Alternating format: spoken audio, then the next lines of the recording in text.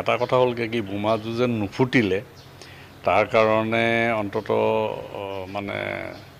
অন্তত বহু লোকৰ আঘাতপ্ৰাপ্ত হোৱাক বা জীৱনহানি হওক তাৰ পৰা ৰক্ষা কৰিলে। যদি ফুটা হ'লে কিন্তু বহুত ক্ষতি হ'লহেঁতেন। এতিয়া মই আজি ৰাতিপুৱাও পৰেশ বৰুৱাৰ লগত মোৰ যোগাযোগটো আছিলে। যোৱাকালি পুৱাই তেওঁ মোক কৈছে যে অসমত বোমা বিস্ফোৰণ হ'ব, যে পানী তোলাটো এটা পাতিছে বুলি ক'লে। এতিয়াও যদি বোমা বিস্ফোৰণ হোৱা হ'লে কিমান মানুহৰ জীৱন গ'লহেঁতেন কোনো নিশ্চয়তাকৈ আগতীয়াকৈ কোনোৱে ক'ব নোৱাৰে। গতিকে এইটো লৈ পেলাই যথেষ্ট এটা সমালোচনা হ'লহেঁতেন, বিতৰ্ক হ'লহেঁতেন বা সমালোচিত হ'লহেঁতেন। গতিকে এইটো নুফুটাৰ কাৰণে ভাল হৈছে। আৰু এনেকুৱা ধৰণৰ কাম কাজ মই সন্ধিয়া সময়তো পৰেশ বৰুৱাই ফোন কৰিছিলে মোলৈ। মই সুধিলোঁ যে হঠাতে তোমালোকে এনেকুৱা এটা বোমা বিস্ফোৰণৰ এনেকুৱা এটা 25টা জেগাত কিয় পৰিকল্পনা কৰা হ'ল।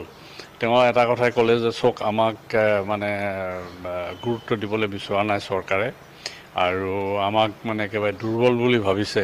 গতিকে এই দুৰ্বল বুলি আমি যে এতিয়াও দুৰ্বল হোৱা নাই, আমি গোটেই অসমতে যে আমাৰ অৱস্থান আমি প্ৰমাণ কৰিব পাৰোঁ, সেইটো কাৰণেই আমি এটা মেছেজ এটা দিবলৈ বিচাৰিছোঁ। তেওঁ এটা কথা কৈছে যে বোমাখিনি নুফুটিলে এইটো ভালেই হৈছে বাৰু, কিন্তু কথাটো হ'ল অন্ততঃ মেছেজ এটা গৈছে অসমৰ ৰাইজে, আলফা স্বাধীনো যে এতিয়া শক্তিশালী অৱস্থানত আছে, এই মেছেজটো আমি দিবলৈ বিচাৰিছোঁ। আজি ৰাতিপুৱা আকৌ তেওঁ মোক ফোন কৰিলে। মই গুৱাহাটী মেডিকেল কলেজত আছিলোঁগৈ গৈ পেলাই।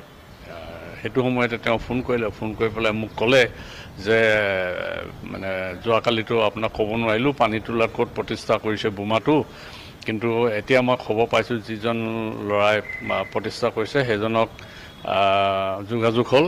সেইজনে কৈছে যে আমাৰ ঘৰৰ সন্মুখত এটা আৰু আমাৰ ঘৰৰ সন্মুখত পিছফালে এটা কৰিছে। ভৱিষ্যতলৈও মই অসমৰ জাতীয় স্বাৰ্থত মই কাম কৰি যাম বুলি মই দৃঢ় প্ৰতিজ্ঞ।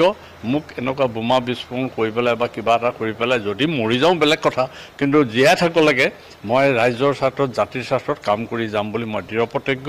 মোক এনেকৈ ভীতিগ্ৰস্ত বা ভয় দেখুৱাই পেলাই যে বিৰত ৰাখিম, আৰু যিখিনি উচিত বুলি ভাবোঁ সেই কথাখিনি মই ক'ম।